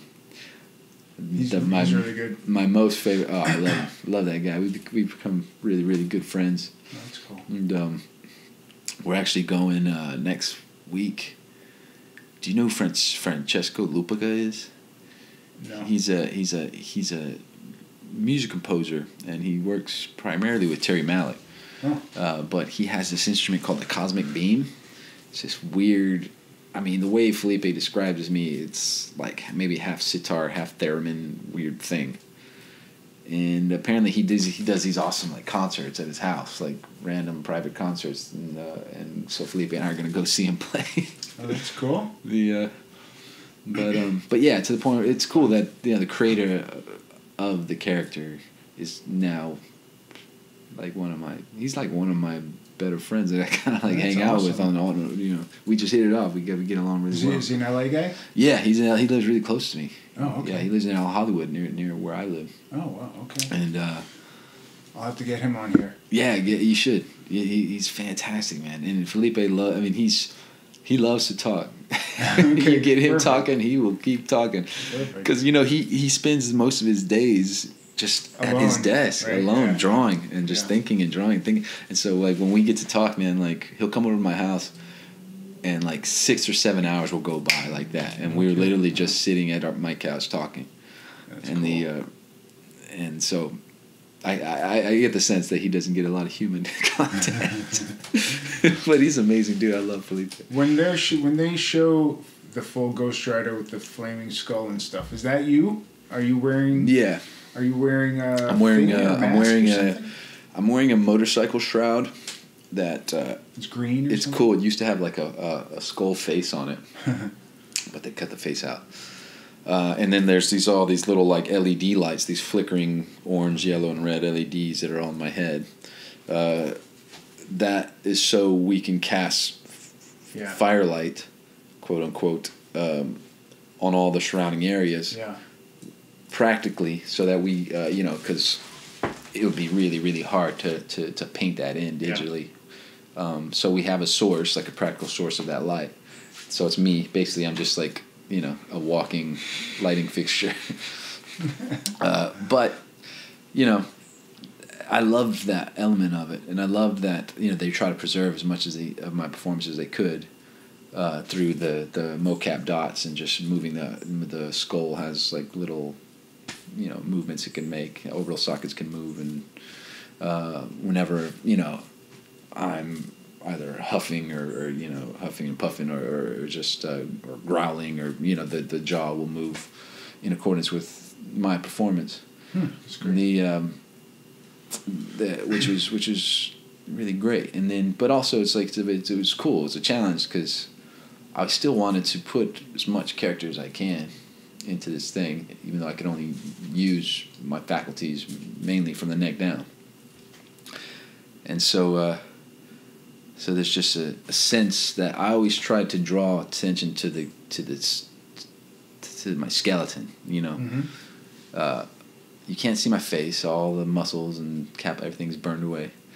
So like, I like little cracks of the neck or like popping of the knuckles or just a rolling of the shoulder or something like that was in the Ghost Rider form was something that I just, because I had to tell a lot of the story through just physicality, so it's just like I thought that was important, and I decided to make that choice to just kind of just continually draw attention to the skeleton. The first time you saw it all put together, like all the effects were in it and stuff. What'd you think? Man. Well, the first time I saw it was at the premiere. We had it at the Grove, which is at the movie theater at the Grove. Uh-huh. So the first time we saw it was in a full movie theater, and I remember thinking, the first thing I thought was like, damn, it fits up there, like. It had the scope and the size and the awe factor of something that you see, at a cinema, and I was really proud because the moment like the transformation happens and like the eyeball melts away and the face starts to tear and like you could just hear everyone in the crowd they're like oh and it's just like this constant build, and then all of a sudden it's just like everybody's screaming. Oh, that's cool. And, that's exciting. Yeah. So it's just like my wife just kind of like grabs my arm and she like squeezed my arm after that happened. Did you get to bring your mom? No. My mom is yet to. I think the next premiere I do, I'll fly my mom in. Yeah, you gotta get the mom out there. Or maybe I got nominated for this Teen Choice Award. Oh yeah, congratulations. Thanks. And, has that happened? Maybe that's the one. No, I think that happens in August. Maybe that'll be the one where I fly my mom in. Yeah, that'd be fun. But yeah, so that's a big compliment to you to get nominated for that, because like, your characters in it for like 8 episodes or whatever, and and you're against some big names in that category. Yeah, well, you got Steven and Grant and the Green Arrow and the Flash respectively. Yeah, and those are you got cats that have their own programs. Yeah, and that's just a tribute to the Ghost Rider fans and everybody, and I love them and I love you guys because it's just like it's their enthusiasm, their excitement that's the only reason that happens, I guess. You ever get burned on the set? There's a lot of fire. Any accidents? No, man. We have Gary D'Amico, our special effects guy, and Ryan and all the guys that handle that, and Phil. Who else we got in the special effects department? Well, there's those 3 for sure. D'Amico, man, he's just like he's a crazy dude. He just loves blowing stuff up, and but I mean they're just pros. They're just so good at it. They're so the flame bars are appropriate distance, and you just shoot with a cool little force perspective, and you can make everything look a little closer. And but no, I haven't gotten burned yet. That's good. Yeah, yet I say. In the comic, I read some of it. Robbie's like a high schooler. Yeah, Robbie's young in the comic. He's young in the comic. Yeah, and the in Ghost Racers, which is not necessarily canon, he's a little bit older, it seems. That's like an alternate world where Gabe's not injured. Gabe, the brother. Yeah, not you. Not me. Isn't that funny though? The little brother's name's Gabe. Yeah. That was Lorenzo and I used to get a kick out of that. And when people ask me about that, it's fun to comment on the confusion that would ensue whenever we'd both be on set. Lorenzo is the actor. Lorenzo, who played my little brother, Gabe Reyes. Yeah. All right, we need Gabe. I'm right here. No, not you. The guy, the actor. Yeah, but the what were we just talking about? Lots of stuff. Ghost Rider. He's in high school. Oh yeah, he's in high school. So he's older. The choice to make him a little older was cool because it'd be you got to do it. I got to do it. I got to be the I got to be the guy. I got to just be. I got to fill in the gaps between the 12 issues of All New Ghost Rider and where we were in the show, and which was interesting because it's like you think about it, it's like what's he doing? Let's say we're playing him like Robbie's like 27 or something, so he's been the Ghost Rider for like 8 or 9 years. Wow. And so after a decade of doing this and keeping this secret and holding things down in Hill Rock Heights, and it's like, so where is he and what's his mind frame like, and what's his relationship with Gabe now that Gabe's older, and that was all really, really fun and interesting to try to build but the cool thing, that's what I loved about the character and how and one of the weird things I love about the character, among the many, was that he was a young he was the patriarch of his family, a very small family unit, him and his brother. And the sounds familiar. Yeah, I mean, just all of it. There was just a lot of that. Matador was the same way. There was just a lot of really eerie kind of like similarities where I knew that it was my voice that maybe not was required. I mean, but it was definitely my voice that could help solidify this character because of the similarities we have in our lives. I mean, I just knew that. I knew that I could bring something pretty, unique to it, and just with my personal experiences and how much I was drawn and really strongly identifying with the character. So I thought that was pretty exciting. Because I mean, when you know what you're talking about, and the experience, and that you're speaking from a truthful place, it's like. I think you're more proud and more of your, of what you are in fact saying and what you are in fact contributing to this story. So it's like, just to be kind of in line with what we were talking about earlier, is how that's kind of what I want in terms of my participation in stories and as an actor. That's what I hope I'm giving. Yeah. It's just that my unique approach and my contribution and to the human condition or to the conversation with the in the comic, Robbie has like a little stripe, like a little like gray or white stripe. He has like a blonde streak in there, and then he shaves that. I originally had asked if we could do that. Yeah. But they said no. They thought it would look too like boy band or whatever. Boy band. They wanted me to look a little more rugged. Yeah. That's why they told me to grow out the facial hair and but in the comic, Robbie shaves his head. Right. He's going to like a darker place and he shaves his head. All the girls in his class are like, why do they always shave their heads? He looked cuter with the blonde streak and But then, like, in later issues of the book, he has kind of like that hairstyle that I had in this show. It was like short on the side and just kind of a little bit on the top, and that's pretty much what he rocks in the later comics. Is there anybody that you wish that you would have liked to see go, or just like hypothetically, would you like to see Ghost Rider pair up or with another character, either that's developed or not? Yeah. Yeah. No, I mean, I love the idea of Robbie, like, conversations between, like, what would a Robbie Tony Stark conversation be? Right. I'm curious. I think it's cool. Yeah. And I look forward to seeing them in the comic. I look forward to seeing that happen in the comics. And it's still so young as a character.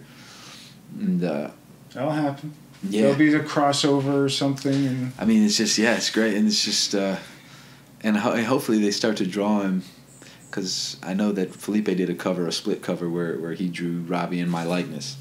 Or actually did a split cover of where it was the comic version of Robbie, and on the other side is the Agents of S.H.I.E.L.D. Robbie. Oh, that's cool. And it's got Clark and Ming in the drawn there as well, and it's just a great cover. And I remember when Felipe told me he was going to do that, and he showed it to me, that was it. That was like the culmination of that. Felt like that was it. That was the moment that, I felt like I was the Ghost Rider. Yeah, that's neat. Because I was on the book. That's neat. Yeah. I'd like to see Ghost Rider paired up. I'd like to see him with like Blade or Morbius or. That'd be amazing, dude. Some of those guys. Yeah. Yeah. No, there's a lot of people on the internet have expressed interest in something like that. Of course. And I think that, because, I mean, it's perfectly in line with what we know in our youth and what we know from the books. And I know that they're doing a Spirits of Vengeance comic, the legacy comic that's coming out, Spirits of Vengeance, which has Johnny teaming up with Blade, and along with cool. Who else? Robbie's not in it? I don't know yet. I don't know if he will be. He should be. He should be. He should be. Because Robbie is the Ghost Rider now. Yeah. Which I think is... and I like that Robbie drives a car and not a motorcycle, because it's safer. Yeah, I wonder if that's what they were thinking about when they decided. Motorcycles are dangerous. Well, because that's the only stipulation they gave Felipe. They're like, two. They gave him, he has to be younger and he has to drive a car, and then you can do everything else you want to do. And that's why Felipe was so excited to take on the job. That's cool. That's a cool car too. The one you get to drive in the show is fucking badass. Well, I'm not a car guy. But Felipe himself isn't really a car guy. He's like, but the coolest car I saw was that Fast and the Furious one. So that's the one I use. It's the one with the big blower on the top. Like, I just imagine it with, set on fire. Yeah. And then... it works. Yeah, and it's just... And also, when people ask me about that, it's just like... I like it because, especially, like, for instance, in that first scene, when the car's coming barreling down Cesar Chavez there in East L.A., in Mariachi Square, and it's on fire, and, like... I got the, like, the blackout tint on it, so it's like you can't see what's in there, so it's like I like the idea that it's just this mass hurling towards you on fire, and what's inside is much more terrifying, but you can't see what's inside. So it's just like, I think there's that extra element of mystery that heightens the sense of dread and fear and excitement. But pretty cool. Yeah. What do you got going on next? Oh man, I'm. That you're allowed to talk about. Yeah, I can't. There's not much. Really? Yeah. All right. Well, I hope that's good news for the rest of us. Yeah. No, I'm just gonna take some time and there's a couple things on the burner, but I can't really say. But what are you looking forward to that you're not involved in? Like, there's a Punisher show coming up. Oh, I can't wait to see that. Is coming up. There's all of that's Panther. Gonna be great. Black Panther's gonna be cool. Thor with Ragnarok with Hulk in it. That's gonna be cool. And that one's done by Taika Waititi, who's one of my favorite directors. What did he direct? He did a bunch of He did a show. He's from New Zealand. Yeah. Oh yeah. He did a thing called Boy, which was really great. And he did the Wilder People. Wilder People. And then also he directed some of the Flight of the Conchords episodes. Yes. Those guys are amazing. So good. I hope they're in it. I hope they're in the Hulk movie. Oh, that would be amazing. Maybe they could just be some people in the Coliseum and they're having that. I'm so excited to see that because I remember being at a dinner with Jeff Loeb. So it was me and Loeb in New York. This was this may have been was this the first time we met? It might have been the first time we met in New York.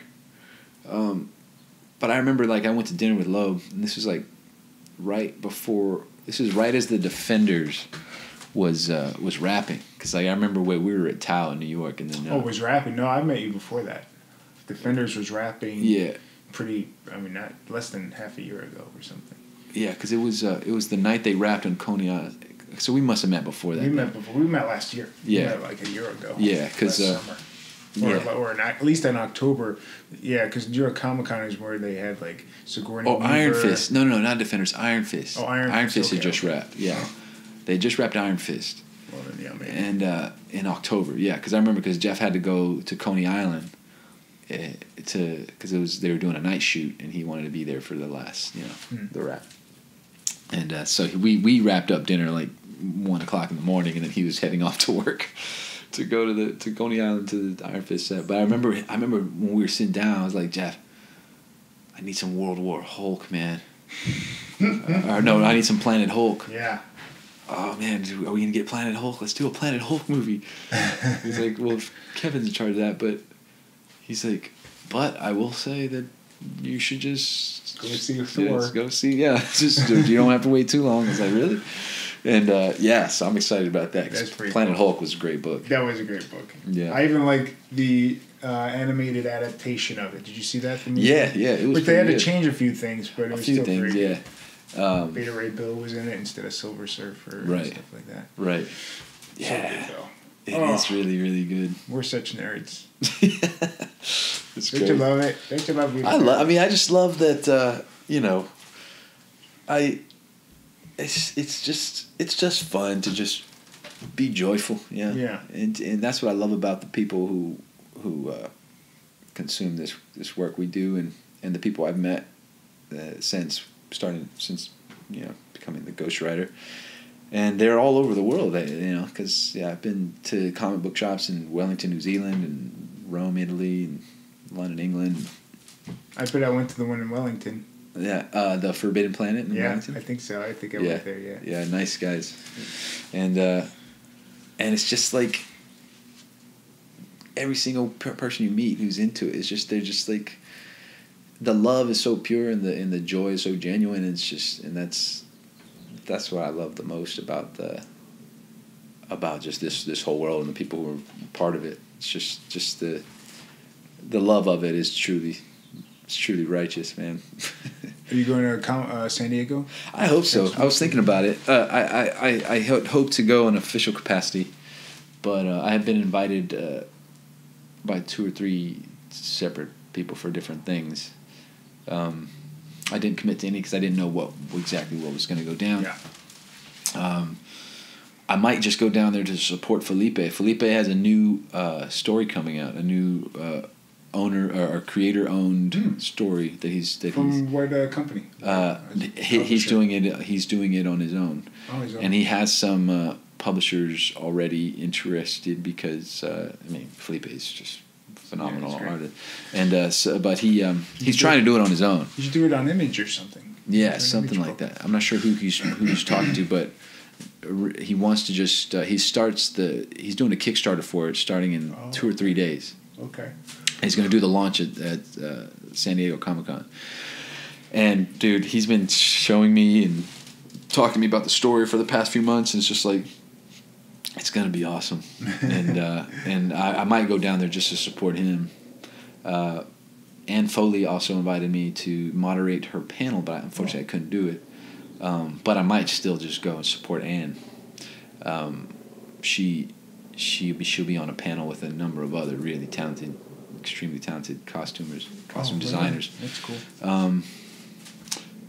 Related to that, there will be an exhibit here in Los Angeles at the FIDM Museum, the Fashion Institute of Design. I think it's the Fashion Institute of Design. Well, I think it's the Fashion Institute for sure. Okay. But it's also the museum, obviously, and they're doing a television exhibit opening in August with costumes from everything.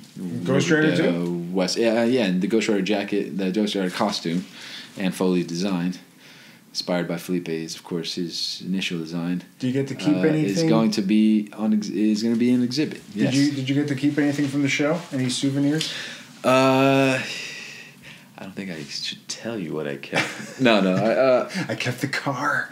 You know, I was thinking about trying to buy that car off them. I think they're gonna why not? like 32 or something like that. Why not? As beautiful as it is, and as amazing as it was when it was running, when it wasn't, which was more often than we'd like to admit. Okay. But we had Adam, who's one of our mechanics, amazing guy. He's just like, he's the guy. It's like, if Adam lived with me, yes, I'll take that car. Sure. But since he doesn't, it's like, oh man, it'd probably give me so many headaches. Oh, that's too bad. But yeah, no, it's just, what did I keep? I mean, they needed the jackets, which is, they needed the jackets just in case. Course. And just in case. Yeah. Well, it's funny that at the end of the season, Coulson becomes Ghost Rider, and they tease it but they tease something at least about Coulson, not necessarily about Ghost Rider. But I guess it would be that he made a deal with Ghost Rider. He made some sort of deal. Yeah. Which is very what does that mean, Coulson? What does that mean? It was There's little to be said about that. Of course, it's probably even less known. I think that because we had like a little sidebar, like me and Clark and Jeff Bell, and who wrote that script, and they're like, dude, what are we talking about? Yeah, just because you want to know, you want to know. But there was even only so much Jeff could tell us in that moment. Yeah, and so I wonder if they even knew. Because that could change too. Yeah. It's like we have an idea, but that could change. Who knows? Yeah, and it could be, writers, of course, especially at the end of seasons, you just gotta set up some story. You just gotta write some story. Yeah, have some cliffhangers. Yeah, keep them coming back. And I think I think it's gonna be cool whenever that is revealed. It's just I have a few theories of my own, but I don't know myself. Are you a Joss Whedon fan? Oh, I love Joss. Yeah, right. And you got to his brother Jed. Love that family, man. Is a showrunner. For Jed and Mo Whedon, husband and wife team, who are the proud parents of possibly the most adorable child on the planet. Cute. Little Benny Sue. So there was. How was Jed? What was he like? Was he? Jed's amazing, dude. Jed's a pretty phenomenal musician as well. He's got a band called Jed Whedon and the Willing, and Mo also. Marissa is just amazing, and just to continue to chorus, to echo what we were saying earlier, it's just like, if it's indeed a family, which it very much feels like it is, Jed and Mo are our parents, and they're just and they take care of us, and. It's just such a talented family, man. No kidding. Like I think Joss has it's Jed, and there's even another brother that's a writer. That's writing, right? What's his name? I forget his name though. Okay, so I still have a ton of much more to talk to you about, so I'll have to have you back sometime. Yeah, of course. Yeah, have you back when something else is going on. Yeah, of course, man. I've had so much fun talking with you. Me too. Gotta get off on a tangent. No, I enjoy it. That's what I never get to everything. Usually when I talk to people. I tell you. Oh, hey. that's a perfect way to end. You need to answer that. That's my. That's my ringtone. Actually, it's mainly my alarm clock ringtone, but I just kept it for my. It's a very positive. Ringtone. Yeah, dude. Nothing's ever gonna keep the you down. Karate Kid tournament theme song. I mean, if that doesn't get you going in the morning, nothing You're will. the best around. I mean, that's really nice. You're the best around. Nothing's gonna ever keep you down. Man, that's good, EJ. That was good, buddy. Thank you so much. Yes, sir. You're a kind man. You're gonna sign a bunch of stuff for me from my auctions. Absolutely. Let's do it. And we'll see you next time. See you next time. Do you want to plug anything, by the way, before we do go? Twitter's, Instagram. Oh yeah, just I am Gabriel Luna, at I am Gabriel Luna on all platforms. On all platforms. All right. Cool. Yeah. Thank you, sir. Peace. And scene. There you go, folks. That was my talk with Gabriel Luna. Thank you so much, Gabriel, for coming on. So good talking with you. We actually did some Googling afterwards to look for that What If Fantastic Four cover. Turns out it was not a What If cover. It was part of the regular Fantastic Four title.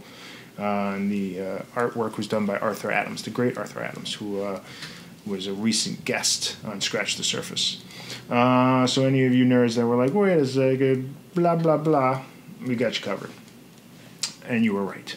So there you go. So one more time for my plugs. Go to Twitter at EJ Scott and at EJ Podcast. Instagram, EJ Scott 1106.